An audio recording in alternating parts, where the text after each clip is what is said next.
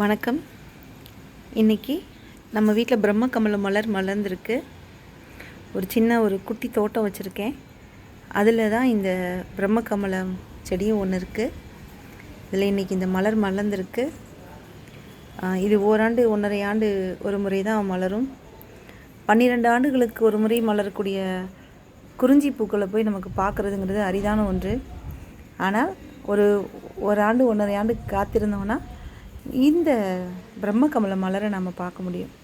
இதற்கு முறையாக பூஜை பண்ணணும்னு சொல்லுவாங்க. சூடம் இதெல்லாம் காமிச்சு வணங்கணும்னு. அதெல்லாம் செய்கிறதுனால வீட்டுக்கு நல்ல அருள் கிடைக்கும் அப்படிங்கிறது ஐதீகம். மலரக்கூடியவர்கள் வீட்டில் மட்டுமல்ல, இதை காண்பவர்களுக்கும் அந்த நல்லருள் கிடைக்கட்டும். இதோடைய வாசனை கூட ரொம்ப அருமையாக இருக்கும். மகரந்தம் பாருங்கள், கொஞ்சம் வித்தியாசமாக இருக்குது. அதுவும் கூட இந்த விளக்கு ஒளியில் நல்லா தெரியுது.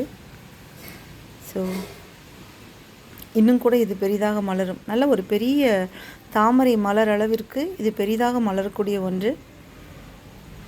நல்லா மலர்ந்ததுக்கப்புறம் பார்த்திங்கன்னா காலையில் பார்த்தோன்னா இது அப்படியே வாடி போயிருக்கும். ஆனால் இது மலர்ந்திருக்கும் வரை இதை பார்ப்பதே நமக்கு மன மகிழ்ச்சியை தரக்கூடிய ஒன்று. காண்பவர்களுக்கும் கூட இதோடைய அருள் கிடைக்கட்டும். நன்றி.